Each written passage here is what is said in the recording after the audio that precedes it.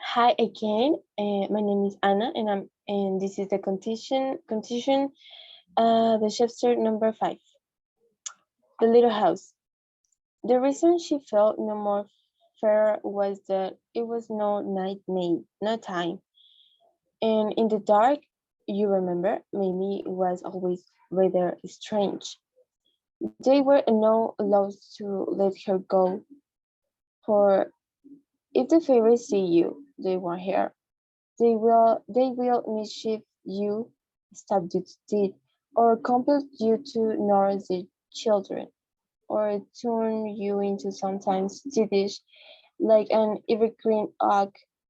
As they say this, they look with affect pity at an evergreen oak, for in winter they are very envious of the evergreens. Ooh la, replied the oak beatingly.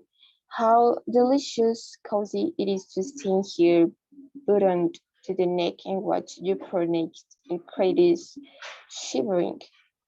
This made them sulky. True, they had really brought it on themselves, and they drew for Mamie a very gloomy picture of the perils that would face her if she in, in sight of going to the ball. She learned from Papa Filbert that the court was not his usual good temper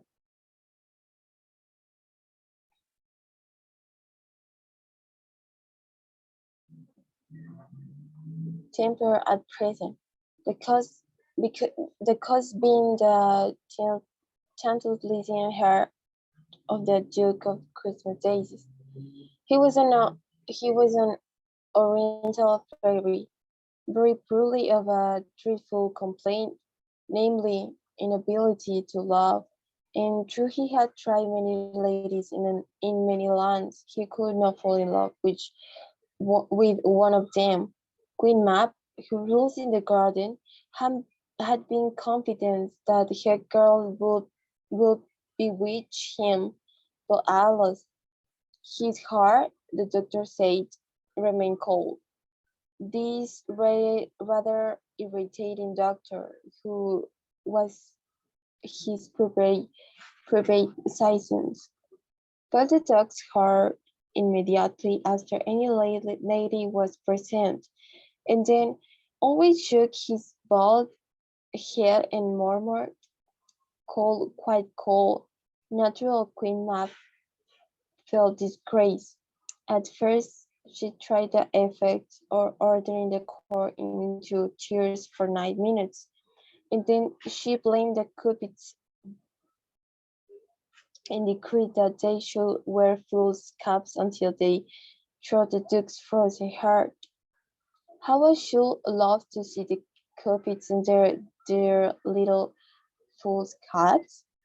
Mamie cried, and away she ran to look for them very recklessly, for the Cupids hate to be laughed at.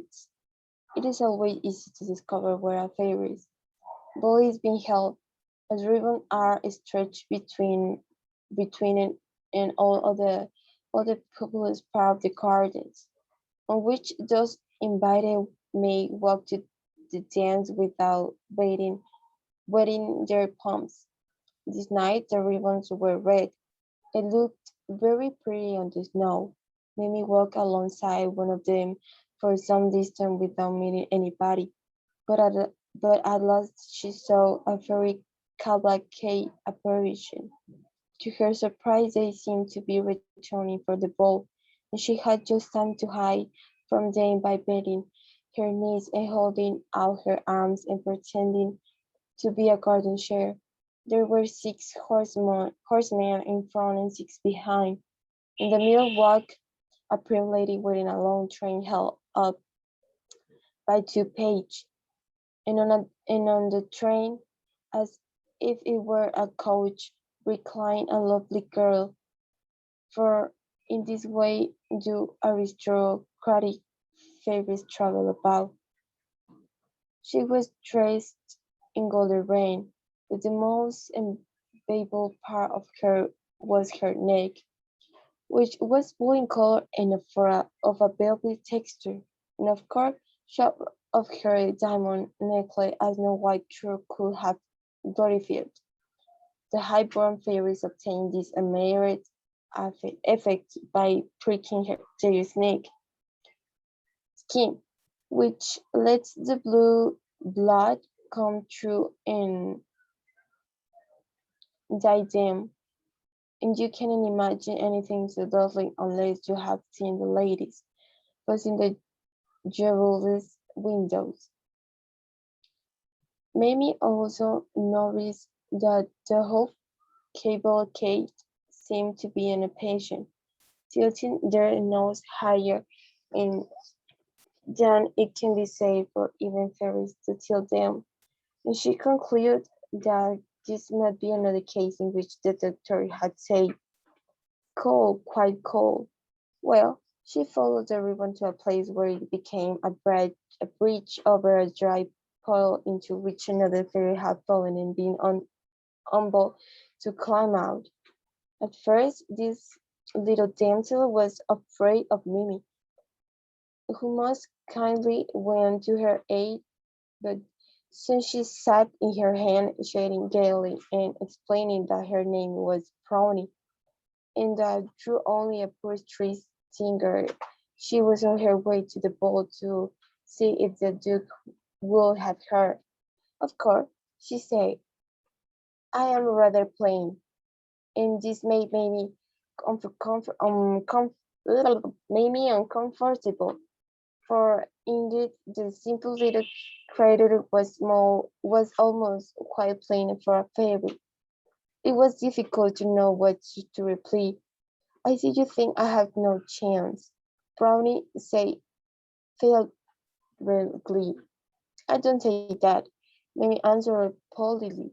Of course your face is just a teeny bit homely, but really it was quite awkward for her. Finally, she remembered about her father and the bazaar.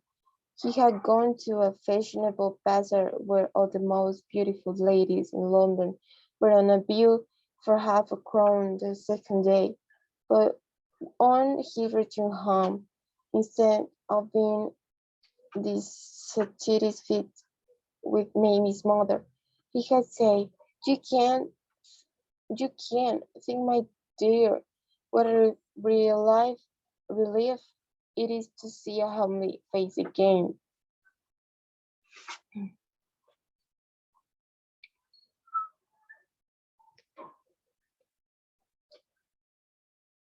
Mamie repeat this story, and it fortified Brownie tremendously in that she had no longer the slightest doubt that the Duke would choose her. So she scooted away up the ribbon, calling out to Mimi not to follow lest the Queen should mischief her. But Mimi's curiosity took her forward, and presently at 7 Spanish chestnuts she saw a wonderful light.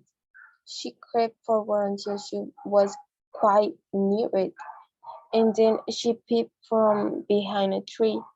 The light, which was as high as your head above the ground, was composed of myriads of glowworms all holding onto each other, and so forming a dazzling canopy over the fairy ring. There were thousands of little people looking on, but they were in a shadow and drawing color compared to the glorious craters within the luminous circle, who were so bewilderingly bright that Mamie had to wing her all the time she looked at them.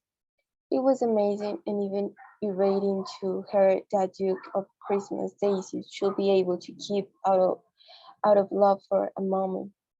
Yet out of love he dusky crazy still was. You could see it by the shamed looks of the queen and court. By the way, the old ladies poured away for his appropriate into tears as they were told to pass on, and by his almost dirty face, Mimi could also see the pompous doctor feeling the dog's heart and hear him give utterance to his poor cry, and she was particularly sorry for the cupids, who stood in their full caps in obscure place, and every time they hear that cold, quite cold, both their disgraced little heads. She was disappointed not to see Peter Pan, and I may as well tell you know why he was late that night. It was because he both had got wedged on the serpentine between fields of floating ice, through which he had to break a perilous passage with his trolley paddle. The fairies had as yet scarcely missed him, for they could not them, so heavy were their hearts. They forget all the steps when they are sad, and remember them again when they are merry. David tells me the fairies never say, "We feel happy." What they say is, "We feel dainty." Well, they were looking very uneasy indeed, when some sudden laughter broke out among the onlookers, caused by Brownie, who had just arrived and was insisting on her right to be present to the Duke. Mamie ran forward eagerly to see how her friend fared. True she, true she had really no hope. No one seemed to have the least hope, except Brownie herself, who, however, was absolutely confident. She was led before his grace, and the doctor putting a finger carelessly in the ducal hair, which for convenience sake was reached by a little trapdoor in his damon's shirt, had begun to mechanically call quiet when he stopped abruptly. "What's this?" he cried, and first he shook the heart like a watch, and then he put his ear to it. "Bless my soul!" cried the doctor, and by the time of course the excitement among the spectators was tremendous, first fainting right and left. Everybody stared breathlessly at the Duke, who was very much startled, and looked as if he could like to run away. God gracious me! The doctor was here marrying, and now the heart was evidently on fire, for he had to jerk his finger away from it and put them in his mouth. The substance was a fool. Then in a loud voice, and bowing loud, my Lord Duke, said the physician alertly, "I had the honor to inform your Excellency that your Grace is in love. You can combine the effect of it." Brownie held out her arms to the Duke, and he flung himself into them. The Queen leaped into the arms of the Lord Chamberlain, and the ladies of the court leaped into the arms of her gentlemen, for it is etiquette.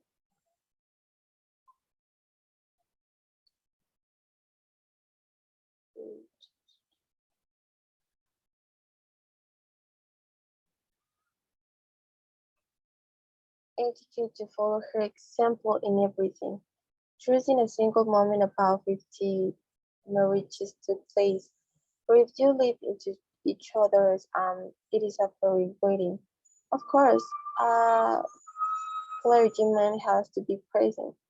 How the crowd cheered and leaped! How the crowd cheered and leaped! Drums brayed.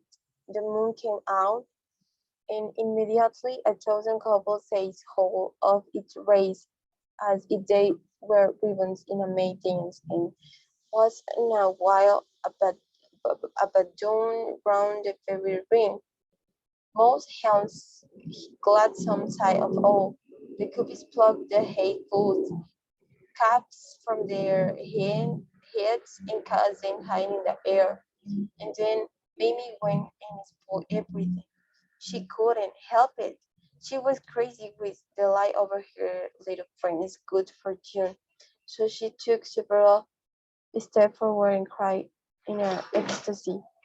Oh, Brownie, how splendid! Everybody stood still. The music ceased, the lights went out, and only in the time you made to you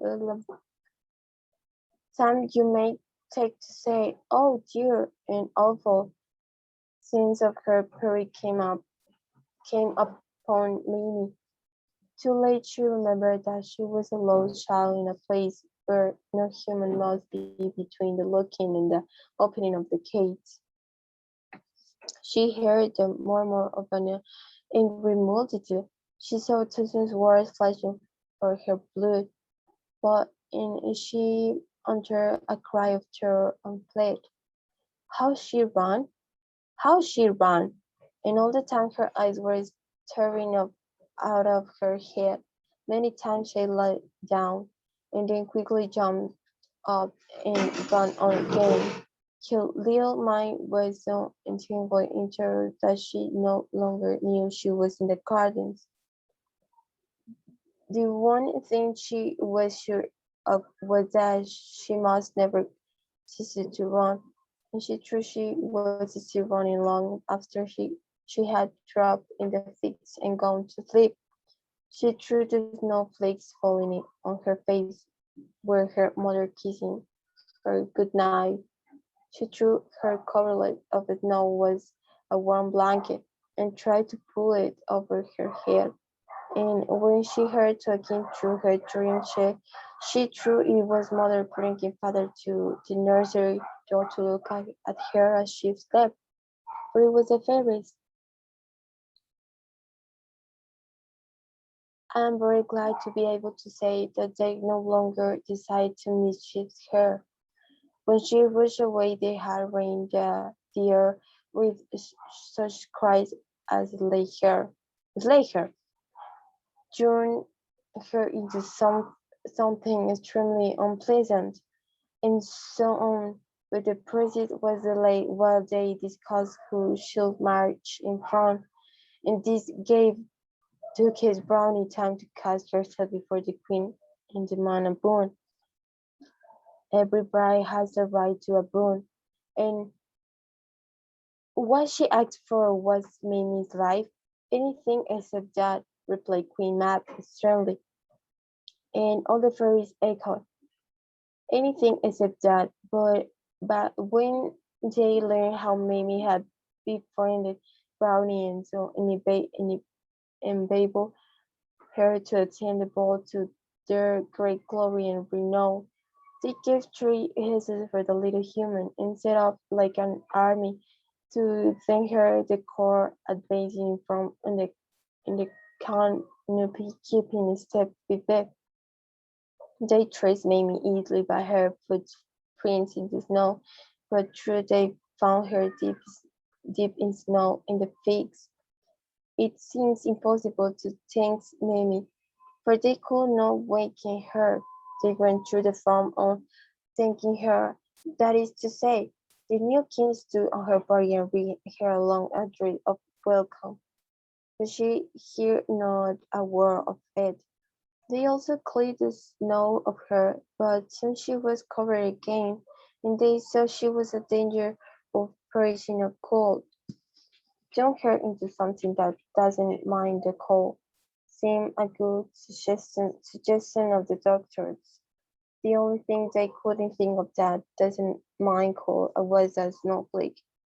It needed my meals, the queen pointed out, so that idea had to be given up. A magnificent attempt was made to carry her to a shelter spot, but true there were so many of them, she was too heavy. But this time by this time all the ladies were crying in their head kerchiefs. But presently the group had a lovely idea.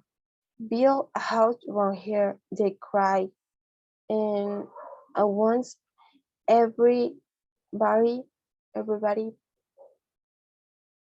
perceived that this was the thing to do. In a moment, 100 fairy soldiers were among the branches. Architects were running around Mamie, measuring her. A bricklayer's jar sprang up at her feet. 75 mason rushed with the foundation stone, and the queen laid it. Overseers were appointed to keep the boys off. Scaffoldings were run up. The whole place rang with hammers and chisels and tornillos. And by this time the roof was on and the glazes were put in the windows. The house was exactly the size of Mamie, and perfectly lovely. One of her arms was extended, and it had bothered them for a second, but they built a veranda round it leading to the front door. The windows were the size of a color picture book, and the door rather smaller, but it would be easy for her to get out by taking off the roof. The fairies, as is their custom, clapped their hands with delight over their cleverness, and they were so madly in love with the little house that they could not bear to think they had finished it. So they gave it ever so many little extra touches, and even then they added more extra touches. For instance, two of them ran up a ladder and put on a chimney.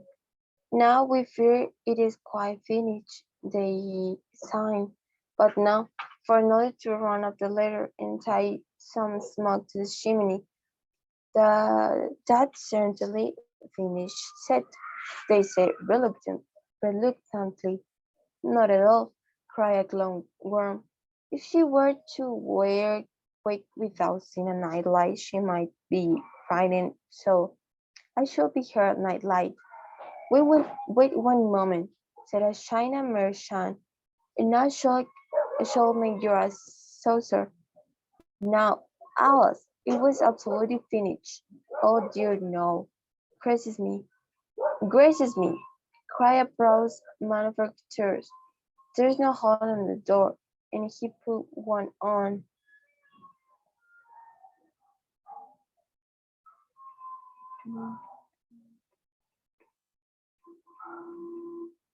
An ironmonger added a scraper, and an old lady ran up with a doormat.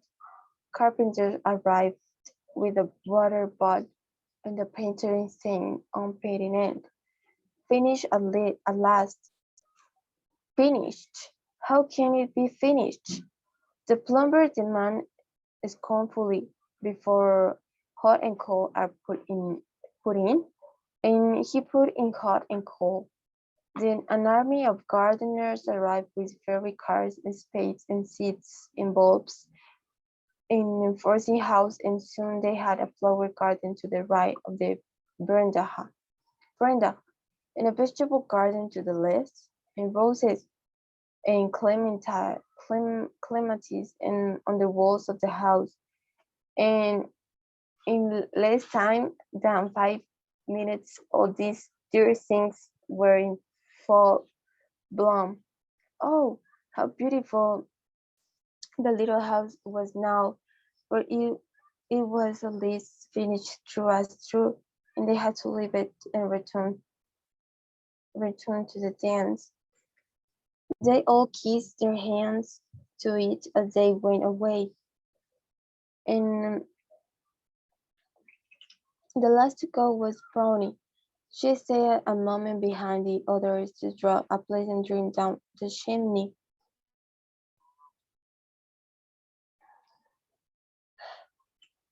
All through the night, the exquisite little house stood there in the fix taking care of Mamie, and she never knew and she never knew. She slept until the dream was quite finished and woke feeling deliciously cozy just as morning was breaking from its egg. And then she almost fell asleep again. And then she called out Tony, for she thought she was at home in the nursery. As Tony made no answer, she sat up, whereupon her head hit the roof and it opened like the lid of a box. And to her bewilderment, she saw all around her the Kensington Gardens lying deep in the snow. As she was not in the nursery, she wondered whether this was really herself. So she pinched her mm, her cheeks, and then she knew it was herself. And this reminded her that she was in the middle of a great adventure. She remembered now everything that had happened to her from the closing of the gates up to her running away from the fairies. But now ever, she asked herself, had she got into this funny place? She stepped out by the roof right over the garden, and then she saw the dear house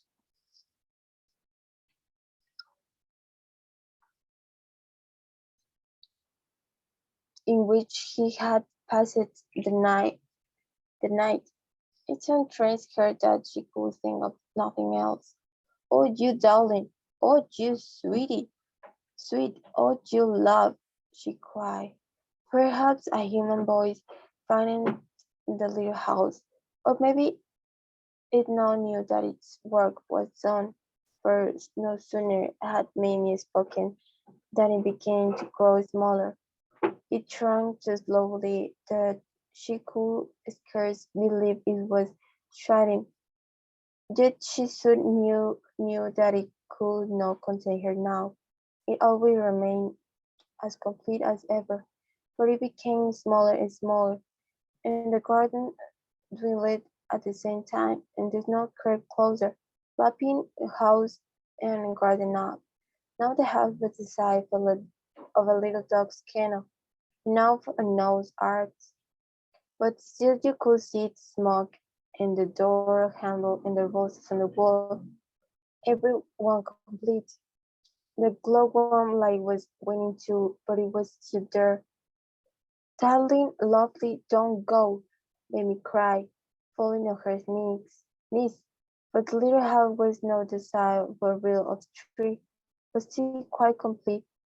But as she stretched out her arms imploringly, the snow crept up on all sides until it met itself, and where the little house had been was now one unbreaking expanse of snow. Mamie stamped her foot naughtily and was putting her fingers to her eyes when she heard a calm voice say, "Don't cry, pretty human, don't cry." And then she turned round and saw a beautiful little naked boy reading her with folly. She knew at once it must be Peter Pan.